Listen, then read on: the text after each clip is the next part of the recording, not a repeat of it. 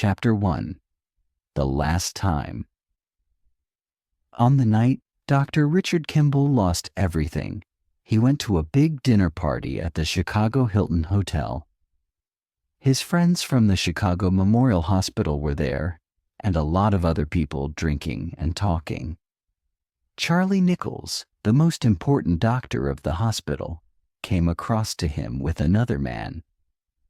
"Richard," he said, "I want you to meet Dr. Alex Lentz.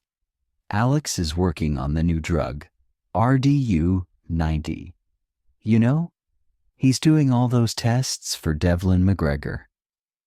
"Alex, this is Richard Kimball." "Hello," Kimball said, but he was thinking, "I've seen 3 damaged livers this week. They were all from dead people, and all of them took RDU-90. But in his report, Lentz says the livers are all healthy. That's very strange." "Charlie says you want to talk to me sometime, Dr. Kimball," Lentz said. "What?" "Oh yes," Kimball said. "Tomorrow morning about your reports on those 3 livers. Will that be okay?" "Right. Tomorrow morning." Lentz smiled, but his eyes were hard and cold. Kimball turned and saw his wife, Helen. He went over to her. "You're looking very beautiful tonight," he said. "I love you." "Look, you know I don't like these parties. Why don't we go home?" "And I love you too," Helen said, laughing. "But we must stay, dear. This dinner party is to get money for your hospital, remember?" The Kimballs stayed at the hotel for another 2 hours, then drove home. Just before they arrived at their house, the car phone rang. Kimball answered. Then he said to Helen, "I have to go back to the hospital. Somebody's very ill." Helen kissed him. "Go on then, dear." "Be quick," she said. It was the last time. At the hospital, Kimball saw another patient on RDU-90. "I must operate quickly," Kimball told the man's doctor. During the operation, he saw that this man had a damaged liver too. What's this RDU-90 doing to people, Kimball thought. The operation was quick and easy, and the man was soon sleeping comfortably in a hospital bed. Kimball drove home and phoned Helen from the car on his way. She was in the living room with a book. After the phone call, she closed her book and went up to the bedroom. At the top of the stairs, she stopped.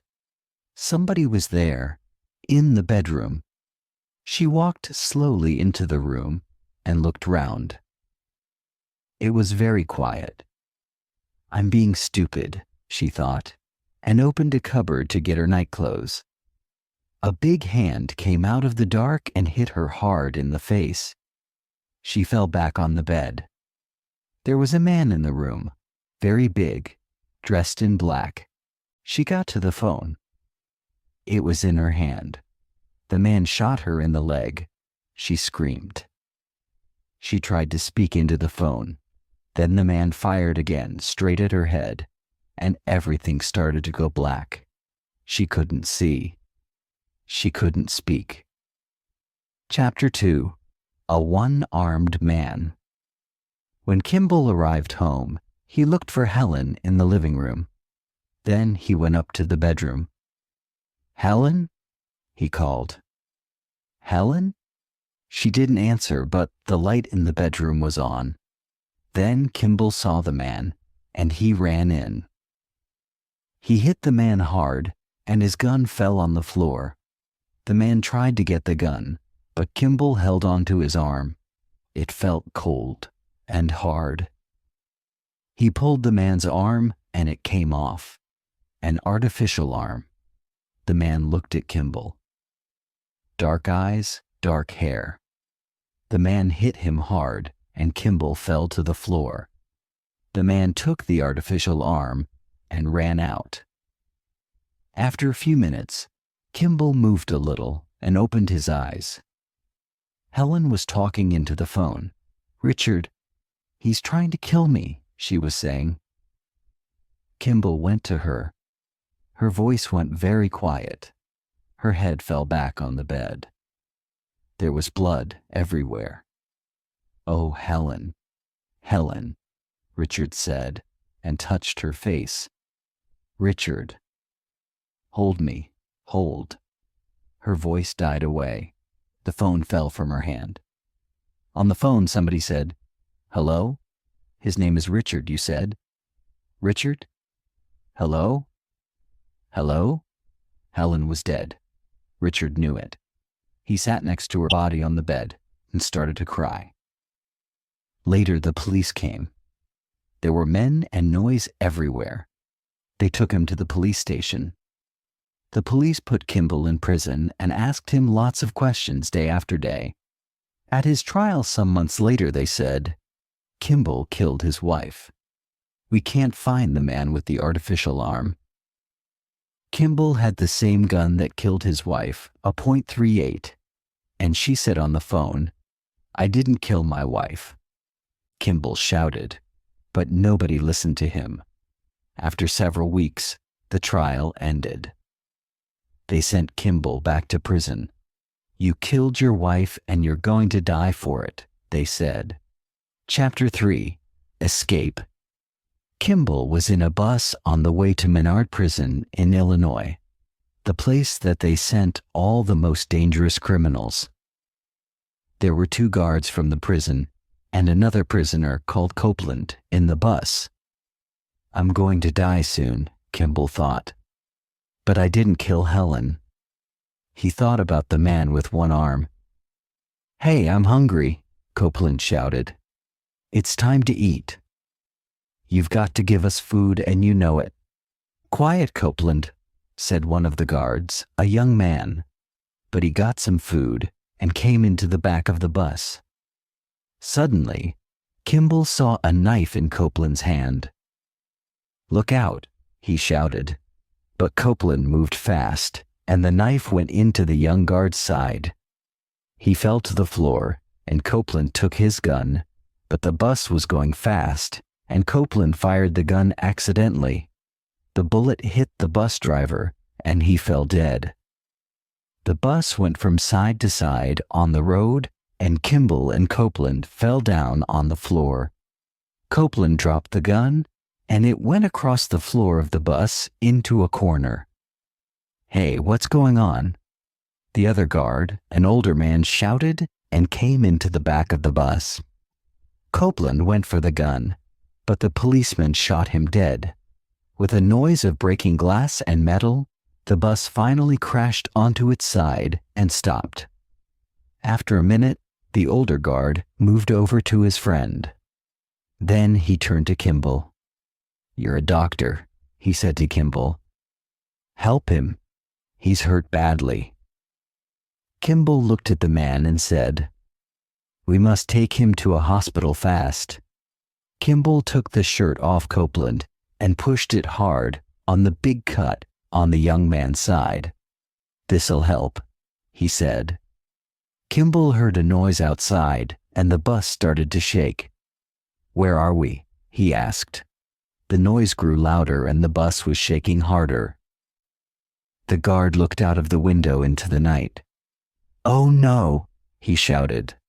Kimball looked too. They were on a railway line and the light of a train was coming very fast towards them.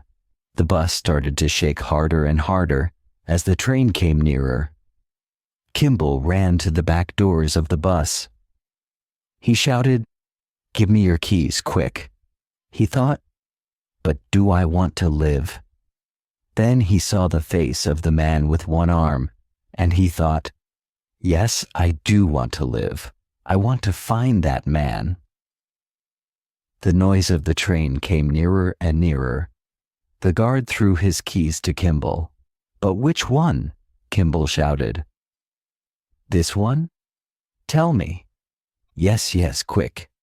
Now the light from the train was shining into the bus, and the noise seemed to be all around them. Kimball opened the door, and the older guard suddenly pushed past him and jumped out. "Help me!" Kimball shouted. "Help me with your friend." The train was almost on top of them, as big as a black mountain. The bright lights on the front of it shone straight into his eyes. "Do I want to live?" Kimball pushed the young guard out of the bus and jumped after him.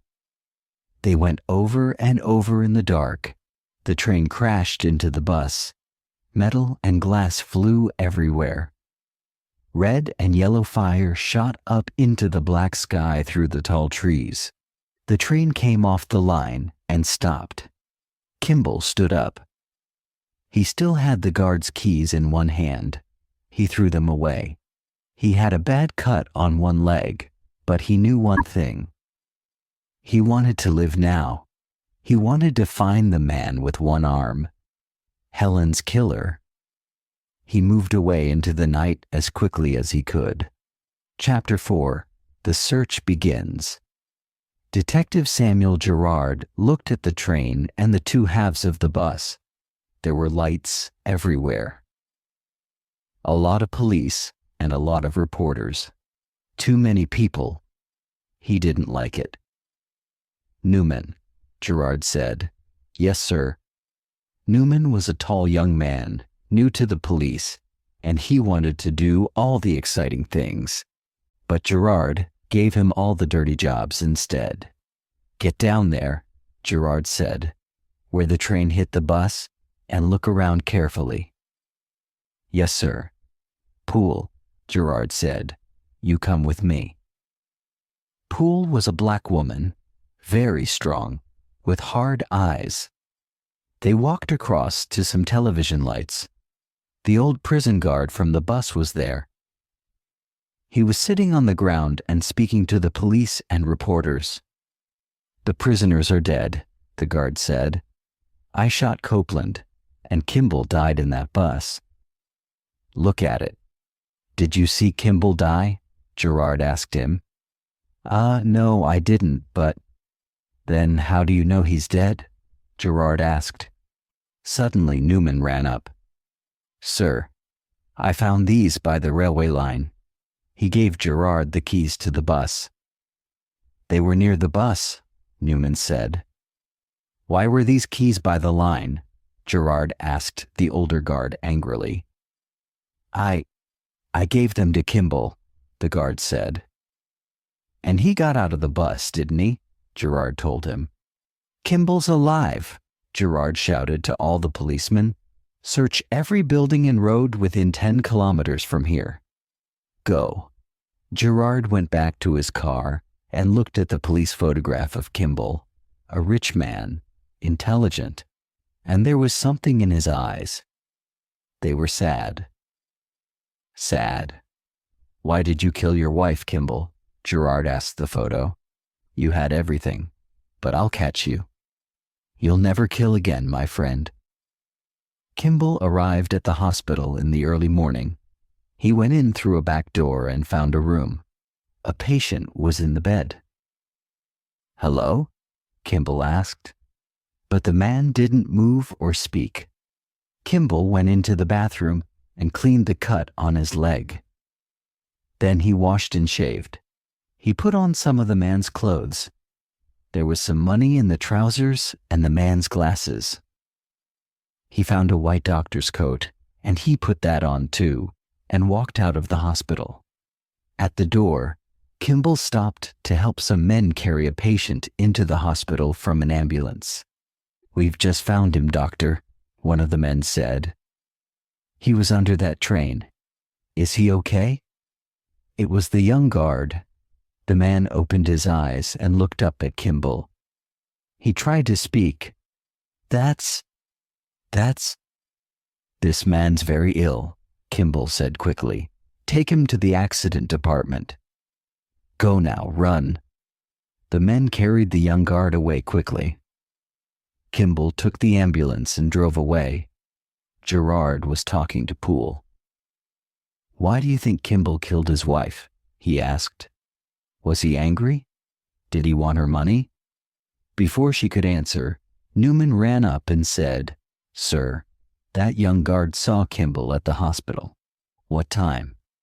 19:30, sir, Newman said. 20 minutes ago. Then he's still somewhere near here. Let's go, Gerard shouted. Kimball drove fast for a long time. He saw the Tennessee River hundreds of meters below. The gray and white water looked very cold. He drove into a wide tunnel. It went through a mountain by the river. There was light at the end of the tunnel, but suddenly, Kimball saw a police helicopter and several police cars across the road behind it. Kimball stopped his ambulance in the tunnel.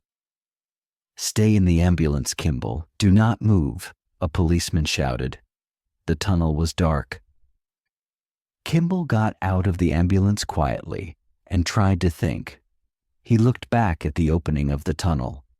More cars, more police. He looked around and then moved as quietly as an animal. There was water by his feet. He moved his hands over the sides of the tunnel and found an opening. It was a small side tunnel. He went in. Gerard and Poole came down the big tunnel and looked into the empty ambulance. Where is he, sir? Poole asked. Where's he gone? He's near, Gerard said. I can smell. Poole, take a look down there along the tunnel. Gerard walked along slowly. He felt the sides of the tunnel. Then he found the opening to the side tunnel and went in. He had a light in one hand and his gun in the other. He ran along the small tunnel, but the floor was wet and he fell. His gun disappeared into the water. Gerard tried to stand, but suddenly a strong hand took his, and Gerard looked up into that sad face, those sad eyes. Dr. Richard Kimball. I did not kill my wife, Kimball said. He had Gerard's gun. That's not my problem, Kimball. Now give me. Sir, Poole shouted in the dark. Are you there? For a second, Gerard turned. Kimball turned and ran to the end of the small tunnel, but he suddenly stopped. Hundreds of meters below, he saw the angry white water of the Tennessee River. Kimball, Gerard shouted. Throw down the gun and come here. You can't get away. I want to live, Kimball thought, but I want to find Helen's killer too. He turned back to the river below, ready to jump. Kimball. No, Gerard shouted. You'll kill yourself. Stop, Kimball. But he jumped down into the cold, dangerous water far below. Chapter 5. Help for Richard. Now I know Kimball did it, Gerard told Poole. I saw it in his eyes, and then the man jumped. A policeman came up to Gerard. We've searched the river, sir, he said. There's nothing, no body. Look again, Gerard said coldly. Oh, sir, there's nothing. The fish ate him. So find the fish, Gerard shouted. Kimball hit the river hard. He sank down into the cold, dark water, which pushed and pulled at him. He fought against it and finally surfaced. He reached for a tree branch, but the current carried him away too quickly. After a long time, the river slowed down, and Kimball managed to climb out. Exhausted, he lay on the riverbank and slept for hours.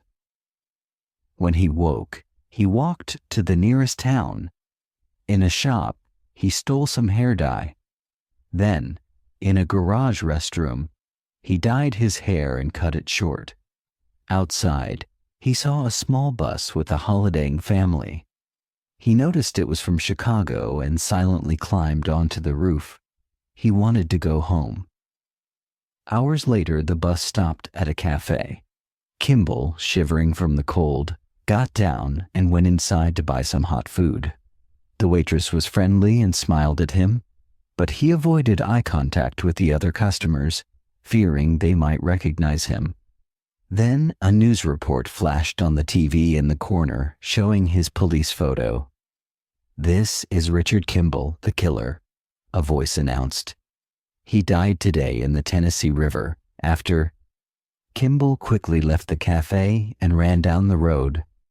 A car pulled up beside him and stopped. Was it the police? The car door opened and the nice waitress asked, "Where are you going?" "Chicago," Kimball replied. "Get in." She smiled. They arrived in Chicago early the next morning. At the train station, Kimball called a friend, Walter Guthrie. "Richard," Guthrie exclaimed, "what are you doing?" "Where are you? This is really dangerous, you know." "I need money, Walter," Kimball said. "I can't do that," Guthrie responded. "I have to think about my job and family. Don't come to me, or I'll have to call the police." Kimball hung up. In his office, Gerard listened to the call. He had all of Kimball's friends' calls recorded and said, "So he's alive. And he's in Chicago." He looked at Newman and Poole. "Don't tell anyone. We'll get him." Kimball's next stop was Charlie Nichols. He waited near Nichols' house until he saw his car pull in. "Charlie," Kimball called out, and Nichols stopped. "Richard." So you didn't die?" Nichols stammered. "I need some money, Charlie," Kimball said. "Here." Nichols handed him all the cash he had. "I'll get you more. Take this too." He gave Kimball his coat. "Thanks, Charlie," Kimball said. "I have to go. Call me, Richard. I'll always help you." "You know that, don't you?" Nichols smiled. Meanwhile, Gerard went to Kimball's house. He wanted to learn everything he could about him. As he stood in the bedroom, he recalled Helen's last words. "Richard, he's trying to kill me." Maybe there had been someone else in the room, and maybe she had been trying to warn Richard. He also remembered what Kimball had said in the tunnel. "I did not kill my wife." Gerard shook his head. "That's not my problem," he muttered. Chapter 6. Reports. After he spoke to Nichols, Kimball went to Cook County Hospital. He quickly found the department for patients with artificial limbs. Then he went to the cleaners' rooms. He found an open cupboard and took one of the cleaners' green coats with a name and hospital number on it. Then he left the hospital and went to a shop to buy some green trousers and some shoes. After that, he found a cheap room to stay in. A woman and her son lived in the house. The woman took Kimball's money without any questions. The room was at the bottom of the house. It was cold and dark, and Kimball couldn't see the street. He felt very tired, and he wanted it to be ready for the next day, so he went to bed and slept. Gerard and Poole went to see Charlie Nichols in his office. "I saw Richard 2 days ago," Nichols said quickly. "What did he want, Dr. Nichols?" Gerard asked. He didn't like Nichols's face. It was too good-looking, too smooth. "Help." Nichols smiled. "I gave him some money and my coat." "Dr. Nichols," Gerard said angrily, "if you see Kimball again, tell him to come to me. That's the best help you can give him." "Never." "I always catch them, you know," Gerard said. "Always." When they were in the car, Gerard said to Poole, "Watch Nichols and tell me everything he does. Everywhere he goes, okay?" The next evening, Kimball went to work at the hospital as a cleaner. He washed the floors and slowly moved nearer and nearer to the department for artificial limbs. "Where's Rudy?" Kimball turned and saw a young woman doctor. "Oh, Rudy's ill," Kimball said. I'm doing his job tonight." The doctor went away. Kimball went into the offices. He wanted to read some reports and to learn about artificial limbs. Kimball turned quickly and saw a woman. She had an artificial arm in her hand. "Oh, sorry," she said. "I thought you were Rudy?" "No, I'm cleaning tonight. I'll come back." "Oh, it's okay. I'm going to be here all night." "I must finish this arm," she said. She went to her desk and Kimball went into a small room to get the reports. He took some of them and put them under his shirt. "What are you doing in here?" It was the woman again. They told me to clean the windows." "Oh, okay. Do you want some coffee?" "I made a lot." She smiled. "No thanks," Kimball said. "I have to go." In the elevator, he saw the young woman doctor again. He read her name on her white coat. Dr. Eastman. She wanted to be friendly and said, "How are you? Are you going home now?" Yeah," he said. He didn't look at her. It was too dangerous. But he wanted to. He needed a friend. Back in his cold room, Kimball read all the reports and learned about artificial limbs. He wanted to know what to look for on the computer. Chapter 7. Information. I must get into the computer room, Kimball thought, jock at the reports, and toot tonight, or somebody waddy see my face and know I'm here. When he arrived at the hospital that evening, Kimball saw a lot of Pauline and doctors, and some new patients were coming in after an accident. Dr. Isunun was there. She spoke to Hun. "This is Beta Bus. Came off the road. Tease this boy up to a bed on the 3rd floor now, will you please?" Kimby went to the elevator. The boy looked dangerously ill, so Kimball carefully touched his seeds and his head. He decided that the boy needed an operation immediately. He wrote some information for the doctors on the boy's report, then took him strangled to the operating theaters on the 4th floor of the hospital. From the 4th floor, Kimball net quickly to the computer room in the artificial limbos department. He needed to describe Helen's killed, so he put into the U-puter, man, 35 to 40 years, white right arm. The computer answered, "Number of people, 75. 75, Kimball said. "I must give it more information." He put in home Chicago. The computer answered, "Number of people, 21. "I don't have time to find 21 people, Campbell thought. "I do what, T?" Then he remembered, "I broke the top of the man. Perhaps he got a new one here." He put into the computer, broken arms, January 21st to February 1st. The computer answered, "Number of people, 5. Kimball wrote the 5 names on a list and left the computer room. Outside, Dr. Eastman stopped him and said, "I went to see that boy, but he wasn't on the 3rd floor. You took him straight to the operating theaters on the 4th floor, didn't you?" "Why?" "How did you know he needed an operation?" she asked him angrily. "You told me," Campbell said. "No, I did not," she said. "Stay here. I'm going to get the police." But Kimball pushed past her and ran for the door. Gerard sat at home and thought about Kimball. He came back to Chicago to find the nun with one arm. Why? 2 answers to that one. First, perhaps Kimball didn't kill his wife. He wants to find the man and bring him into the police. Okay.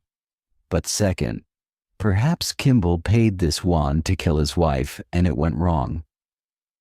Kimball went to prison, but this man didn't. And now Kimball wants to find him and kill him. The phone rang. It was Poole. "We've found where Canby's living. We brought a young man to the station tonight. He sells drugs. He saw Kendall's photo, and he says Campbell lives in his house." "Right. I'll be there," Gerard said.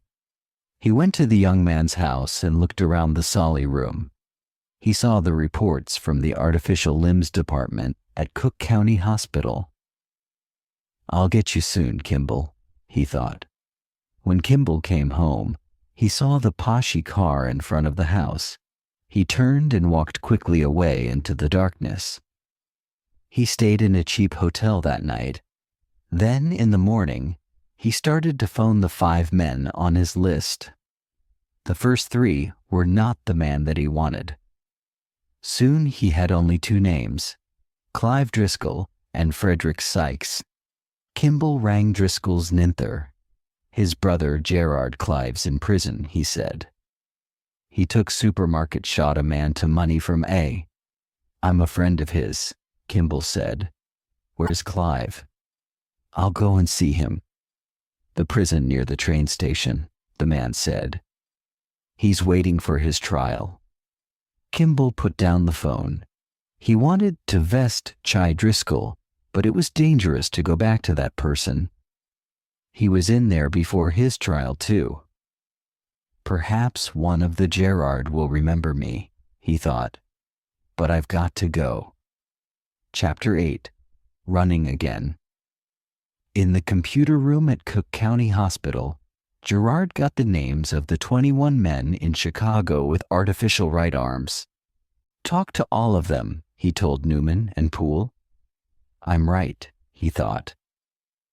Kimball is looking for the man with one arm, but does he want to kill him or to bring him into me? I must find Kimball first. Kimball stood in front of the prison near the tram station. It was a gray, ugly building. I don't want to go back in there, he thought, but perhaps Driscoll is the right man. He headed to the elevator, and when the door opened, it was full of policemen. He got in and tried not to look at them. On the 5th floor, he got out and went to the visitor's room. He thought about the weight of Helen's killing, about the man's dark eyes, his cold, hard face. Is he here now? Visitor for Driscoll. Table 7, a policeman said. Kimball sat at table 7 and waited with his eyes down. Who are you?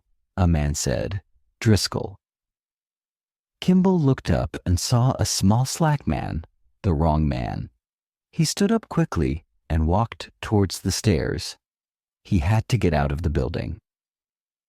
At the same time, Gerard, Newman, and Poole walked into the prison to talk to Driscoll. Newman and Poole took the elevator. Gerard went up the stairs. A man ran past him down the stairs. Gerard didn't see his face, but he knew immediately. Kimball, he shouted. Stop. But Kimball didn't stop. He started to run, then went through a door. Gerard found a policeman and told him to close all the doors out of the prison. Kimball ran fast for the front doors. He remembered the night when the train hit the bus. And here was Gerard, the same man, very dangerous, very strong, coming at him. The front doors started to close. Behind him, Gerard took out his gun and shouted, "Stop!" Kimball jumped through the front doors, but they closed on his foot. Gerard ran for Kimball, his gun ready, and the words went through his head. Not my problem. Not my problem. Kimball pulled his foot, and he couldn't move. He pulled again. His foot came free, and the doors closed. Gerard fired his gun 7 times, but the strong glass in the front doors stopped the bullets. Kimball stood up. Gerard walked up to the locked doors. Each of them stood at the doors and looked eye to eye through the glass. Then Kimball turned and disappeared into the crowds and the traffic. He went across Chicago to Frederick Sykes's flat. There was a police car in front of the building. So, Gerard does think there was a man with one arm, Kimball thought. He went to the back of the building and climbed the stairs to Sykes's flat. He looked in through the window. The flat was dark, so he broke the glass and went in. Inside the flat, Kimball saw some photographs of Sykes's children. He picked up a photograph of a man, about 35, a policeman. He looked at the man's face, the face of Helen's killer. Kimball quickly searched the flat. He found an artificial arm, a right arm with a new top, and some more photographs. These photographs showed Sykes on holiday by the sea. In one photograph, Sykes was standing next to another man. Kimball looked carefully. He thought he knew the other man's face.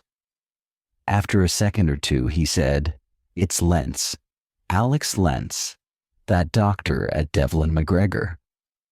In a cupboard, Kimball found some papers about Sykes's job. He was a guard at the Devlin McGregor building in Chicago. Now he understood everything. Lentz and the other people at Devlin McGregor wanted Kimball to die because he knew that RDL-40 damaged people's livers. He was still alive only because he went back to the hospital that night, and Helen died instead of him. "Helen, oh Helen," he said. For the 1,000th time, Kimball wanted to die too. But then he thought, no, it's better to live and catch this man. He picked up the phone and rang Gerard. "Kimball here," he said. Everybody in Gerard's office jumped. Poole immediately started to search for the number that he was calling from. "Are you coming in, Kimball?" Gerard asked. Poole already had the first two numbers. "I didn't kill my wife," Kimball said. "Not my problem," Gerard said. "Where are you?" 4 numbers now. Kimball was in the south of the city. 15 seconds, Poole said quietly. "I must find some more things first," Kimball said. Gerard looked at Poole. He started to speak slowly. "Now listen to me, Kimball. I'm going to—" "Kimball!" Kimball shouted. Gerard said. He put the phone down. "Did you get the number?" he asked. Poole inquired. "Where is he?" "Sykes' flat," she said. "We have a car there now." Chapter 9. Finding the right answers, Gerard, Newman, and Poole walked into Sykes' flat and looked around. Then Sykes came in. "What's this?" he said. "Who are you?" He was a very big man with dark hair. He was angry. "Police, Mr. Sykes," Gerard said. "A man called Richard Kimball was here today. He called me on your phone." "I don't know Richard Kimball," Sykes said quickly. "Oh, yes, you do," Gerard thought. "Oh, I remember," Sykes said. "He's that doctor, isn't he? The police questioned me when his wife died because I've got one arm." "Look, I wasn't in town that night." "Why did Kimball want to look at these, Mr. Sykes?" Gerard asked. He showed him the holiday photographs. "I don't know," Sykes said. "Ask him." They left the flat. "Watch him," Gerard told Poole. Kimball left Sykes' flat and took a bus. He thought about Sykes, Lentz, and Devlin McGregor. He remembered the reports from Lentz on those 3 patients' livers. Lentz was lying, he thought. He knew those livers were damaged. Devlin McGregor can make lots of money from RDU-90, but I knew the drug was dangerous, so they wanted to kill me. Lentz paid Sykes to do it, he thought. Kimball phoned Charlie Nichols. "Charlie, I've found Helen's killer." Lentz paid a man to kill me because I knew RDU-90 was dangerous. Where is Lentz? I must find him." Nichols did not say anything for a minute. "I'm sorry, Richard. Lentz is dead." "He had a car accident last year," Kimball thought. "How can I catch Sykes now?" Then he remembered. "I sent a piece of those 3 livers to Kath Walland. She's a very good doctor, and I wanted her to look at the livers too. Perhaps she still has the pieces. I'll go and see her." In his office, Gerard spoke to Poole. "We're going to see Nichols. I think he helped Kimball to find his wife's killer, and now I know that was Sykes."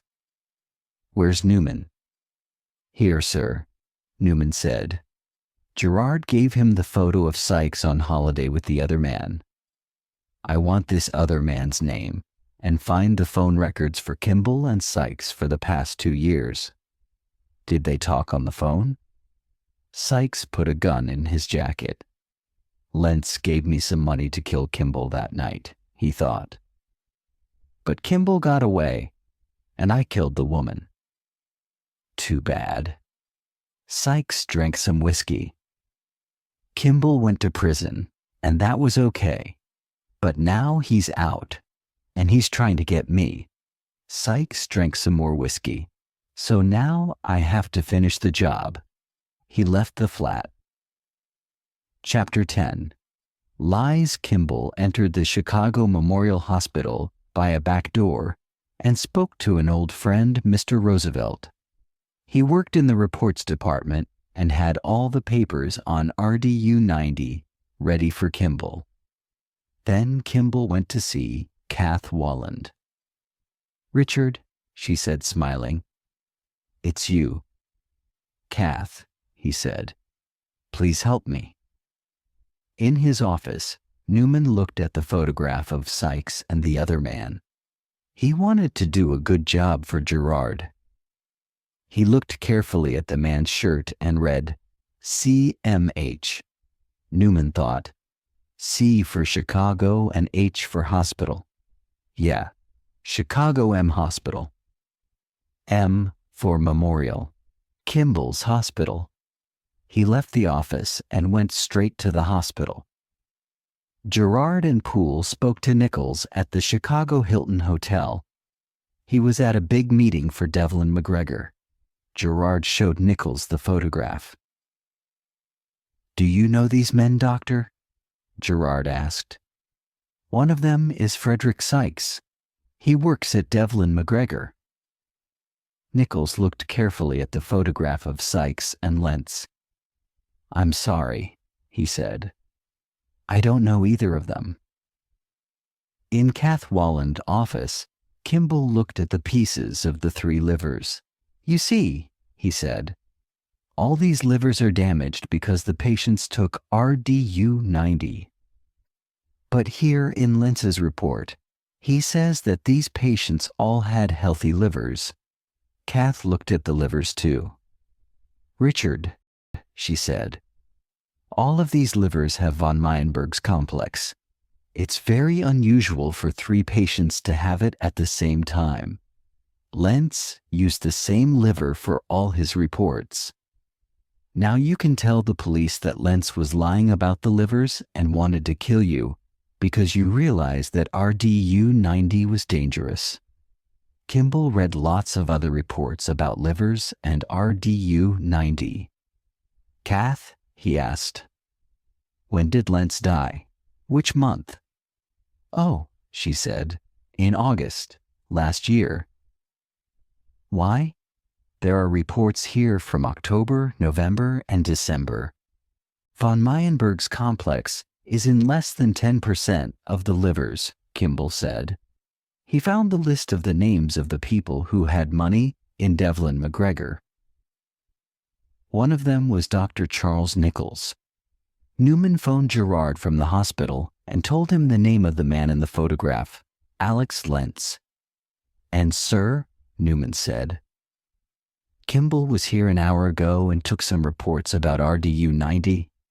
A man here, Roosevelt, gave me some more information. Kimball and Nichols both worked with Lentz. Nichols, Gerard said. So he did know Lentz. Good work, Gerard told Newman. Now get me those phone reports. Kimball got on a train. He tried to think, to understand, but he didn't really want to. Charlie Nichols was my friend, but he tried to kill me.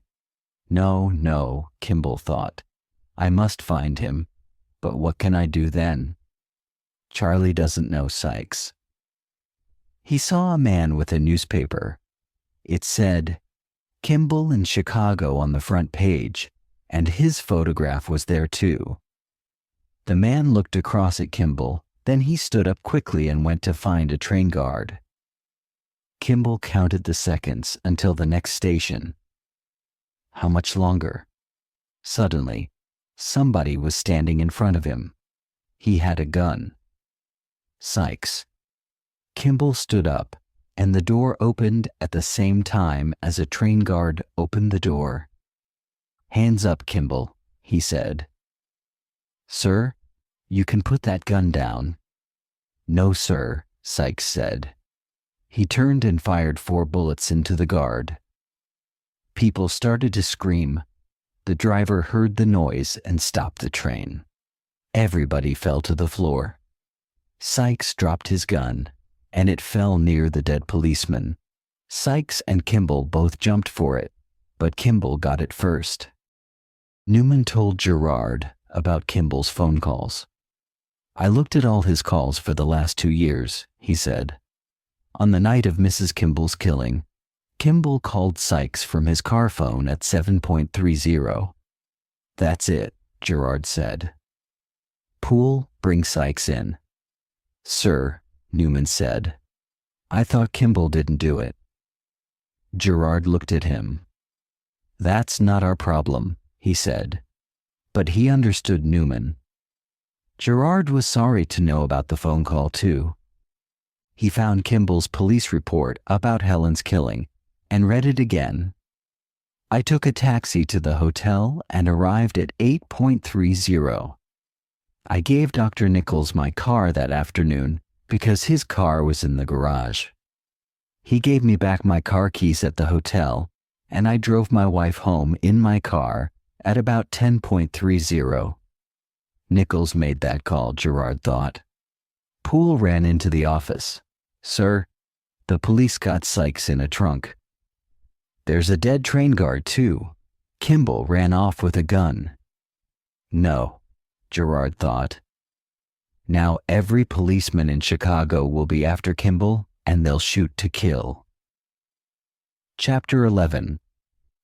Out of the dark, Kimball took the elevator to the top of the Chicago Hilton, where Nichols was talking to the people from Devlin McGregor. He opened the doors to a big room and saw Nichols in front of a crowd of people. Thank you all, Nichols said. His face went white. Richard. You what, Charlie? Kimball shouted. You tried to kill me because I knew RDU-90 was dangerous, and you knew it too? Is that what you want to tell these people? Suddenly, Nichols ran from the room. Kimball went after him. In front of a door, Nichols turned and hit Kimball hard. He fell. I can kill you now, Richard, it's easy. On the floor, Kimball shouted. For money, Charlie, Helen's dead. All for money. You were my friend. He jumped at Nichols, and they fell through a fire door onto the fire stairs outside the hotel. They saw the lights of police cars hundreds of meters below them.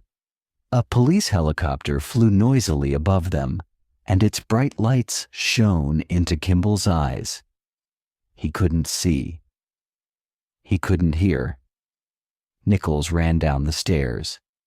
Gerard and Poole came up to the top floor of the hotel. They saw a lot of people around the open fire door. They went through there, a man shouted.